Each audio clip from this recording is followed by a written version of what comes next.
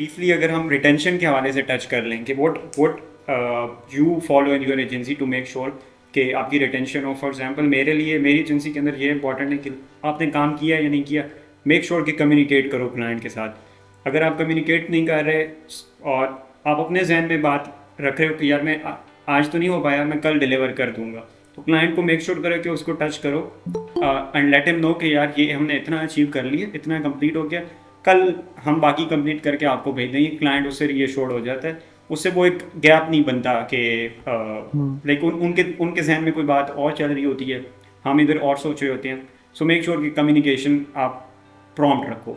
So this is one thing that has helped me. If you have any other tips related to retention, so do share. यार retention से related मेरी तो tips यही है कि एक तो ये है कि मेक श्योर कि जब आप क्लाइंट को मतलब ऑन बोर्ड कर रहे हैं तो ये देख लो कि उसकी इन्वेंट्री किधर तक पहुंची हुई है। क्योंकि मेरे साथ 3 दफा ये हुआ है कि क्लाइंट को मैंने ऑन बोर्ड किया, उसका जो बेस्ट सेलिंग एसक्यू था वो आउट ऑफ स्टॉक था, वो फिर 3 महीने आउट ऑफ स्टॉक रहा है। 3 महीने तक मैं कोशिश करता रहा हूँ कि जो खराब एसक्यूज है उनके ऊपर एडवर्टाइजिंग चलाऊं, और एंड पे फिर हमारी लड़ाई होती है। तो ये बात बड़ी नोटिस करने वाली है, क्योंकि अगर आप पीपीसी का काम करें और अमेज़न का काम करें, इवन अगर आप अमेज़न पे काम भी कर रहे हैं, फर्ज़ करें आपका कोई भी बेस्ट सेलिंग एसिन या बेस्ट सेलिंग एसकेयू या बेस्ट सेलिंग प्रोडक्ट है, क्योंकि वही बात 80-20 वाली है। आपकी जो 80% सेल है वो 20% का जो प्रोडक्ट है उसमें से ही आ रही होती है। और जब वो और अक्सर अमेज़न के अंदर ये बड़ा मसला आता है कि क्लाइंट आउट ऑफ स्टॉक हो जाता है, और जब तक चाइना में इन्वेंट्री, पहले वो ऑर्डर देता है चाइना में इन्वेंट्री भरने का, वो बन रही होती है, फिर वो सी में होती है, फिर सी से निकल के वो उधर पहुंचती है, क्या नाम है, वो फिर एफबीए में आती है, एफबीए में वो फिर लगाती है रिजर्व में पड़ी हुई है, अच्छा अब वो अवेलेबल हुई है।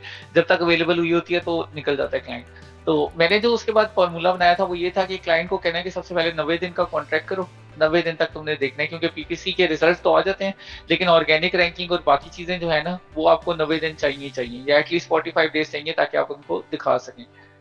तो ये सबसे इंपॉर्टेंट चीज है क्लाइंट रिटेंशन के लिए। सही हो गया। सो मैंने रिसेंटली एक इसी तरह का केस फेस किया था जिसमें लाइक मोस्ट इम्पॉर्टेंट जो एसक्यू था वो, उसकी आई थिंक 15 दिन की इन्वेंट्री रहती थी जब क्लाइंट हमारे पास आया। So so just to make sure कि उसको भी ज़्यादा इम्पैक्ट ना हो रहा हो, आप अपनी प्राइसिंग जो 1-2 महीने का गैप है उसमें आप कम रख लो, and then you make a commitment with him कि जब आपकी इन्वेंट्री आ जाएगी so will increase the pricing according to the ad spend that will be doing. So I think वो एक चीज़ भी होती है जो क्लाइंट को सेटिस्फाइड रखती है कि यार अगर वो काम नहीं कर रहा तो मैं पे भी नहीं कर रहा, और जब आ जाएगा तो हाँ मैं उस वक्त पे करना स्टार्ट कर दूंगा। So this could be one of the strategy in that case.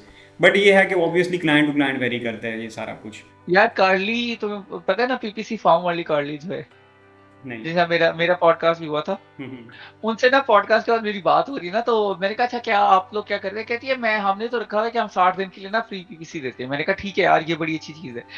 तो मुझे याद है दिसंबर था, दिसंबर में मैंने क्लाइंट उठाया, मतलब जनवरी में वो मेरे पास आया ना, मैंने कहा 2 महीने के लिए ना तुम्हें फ्री दूंगा मैनेजमेंट ना।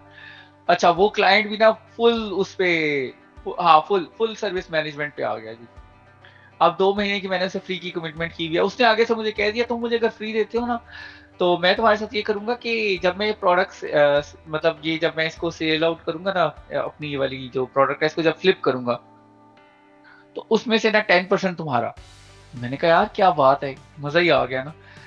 खैर काम शुरू किया उस क्लाइंट का, 2 महीने जो उसने मुझे तंग किया, हर हर हर हाँ हर फ्राइडे को उसके साथ मीटिंग होती थी रात 12 बजे ना, फ्राइडे नाइट को, मतलब सैटरडे के सुबह। तो उस वजह से मेरे बहुत वीकेंड्स खराब हुए, दो दो महीने मैंने बिल्कुल खराब करके ना सही उसके लिए किया। वो अच्छा, दूसरा ये कि उसको जो चीज जो आइडिया आता था मुझे कॉल खड़का देता था, उसके साथ कर करके 2 महीने जैसे ही पूरे होने लगे ना, वो कहता है यार सॉरी मैं अब काम नहीं करना चाह रहा, मैं अमेज़न ही बंद कर रहा हूँ। मैंने कहा ठीक है, ये भी सही है। तो ये भी आपने ध्यान रखना होता है कि रिटेंशन के चक्कर में ना ये ना हो कि मेरी वाली हालत हो जाए कि पैसे भी नहीं दिए उसने, और दूसरा उसने मेरा सैटरडे भी खराब करता रहा। हम्म। और फिर ये कि ये, क्योंकि ये वाला बहुत ज्यादा होता है, मतलब मैंने जब अपने दोस्तों को बताई ना ये वाली स्टोरी, तो वो कहे थे हमारे साथ भी ये हो चुका है। तो एक एक बंदे के साथ एक एक दफा ये वाला हाथ हो चुका है। तो सही जो सही। बंदे फ्रीलांसर से एजेंसी बनना चाह रहे हैं उनको मैं बताना चाह रहा हूँ कि ये वाले भी सिनेरियोज आते हैं जहाँ पे if it's too good to be true it's probably not true, मतलब ये तो आप अपनी उसमें रख लेना। या अच्छा, सो जो फ्रीलांसिंग से क्योंकि मैं फ्रीलांसिंग से एजेंसी साइड पे आया हूँ, सो मेरे लिए शुरू में डिफ़िकल्ट था बाउंड्री सेट करना क्लाइंट से। फॉर एग्जांपल क्लाइंट ने 2 मीटिंग्स ऑलरेडी या 1 मीटिंग ऑलरेडी कर दी थर्सडे को, फिर बोल दिया जी मीटिंग पे आओ। तो हुँ। ऑलरेडी कमिटमेंट नहीं थी, अब आपने टाइम उस तरह से हाँ, प्लान भी नहीं किया था और चीज़ें आ हाँ, गई। और आपका जो फ्रीलांसर माइंडसेट होता है वो यही कह रहा होता है कि चलो जाओ उस मीटिंग के ऊपर, क्योंकि हाँ। उसने बुला लिया है। सो उसको उसको ट्रांजिशन करने में आई थिंक मेरे मेरे लिए जो हेल्पफुल था वो ये था कि मेरे जब टीम मेंबर्स आए, ऐसे बंदे जिन्होंने एजेंसीज के अंदर हुँ। काम किया हुआ था, सो दे स्टार्टेड पॉइंटिंग आउट कि नहीं इस तरह से हमें नहीं करना चाहिए। सो हाँ, वो नहीं आई थिंक वो एक बिल्कुल। इशू होता है जब आप एक फॉर्मल, या तो आप 9 to 5 से आ रहे हो तो आपको इस चीज़ का अंडरस्टैंडिंग होती है कि यार प्रोफेशनल बाउंड्री किस तरह से मेंटेन करनी है। हुँ। या फिर अगर आप एक एजेंसी स्ट्रक्चर से गुजर के आए हो तो तब आपके लिए आसान होगा। बट अगर आप as a from a freelancer आप स्विच कर गए डायरेक्टली एजेंसी के अंदर, तो आपके लिए बाउंड्री मेंटेन करना थोड़ा सा मुश्किल होगा।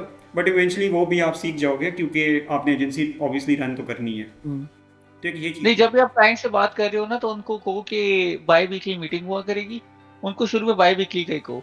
दूसरा, अगर वो कहे कि अच्छा मीटिंग करनी है, तो उससे मतलब कभी-कभार होता है कि क्लाइंट आपको कह देता है कि यार अभी मीटिंग करते हैं, तो उसको कह दो यार मुझे 24 घंटे का ना बफर चाहिए होता है। क्योंकि मैं अक्सर होता नहीं हूँ या मैं ट्रैवलिंग कर रहा होता हूँ, तो ये आपको बताना लाज़मी है। तो होते हैं कुछ क्लाइंट्स, लेकिन ज़्यादातर मैंने ये देखा है कि या तो आपके पास 2 तरह के मतलब मेजॉरिटी ऑफ क्लाइंट्स आपके पास 2 तरह के आते हैं। एक वो होता है जिसको परवाह ही नहीं होती। हम्म। आपने उसे रिपोर्ट भेजी है, उसने देखनी नहीं है। वो बस लगा हुआ है, वो मतलब उसने वाक़ई नहीं देखनी। और एक क्लाइंट होता है जो बहुत आपके अंदर फँसता है। हम्म। मतलब वो ये है कि वो हर रोज़ उसने कहना है कि अच्छा आज के दिन सेल नहीं आ रही। आप कह रहे हैं यार आज का दिन तो अभी स्टार्ट हुआ, आज के दिन कैसे सेल आएगी?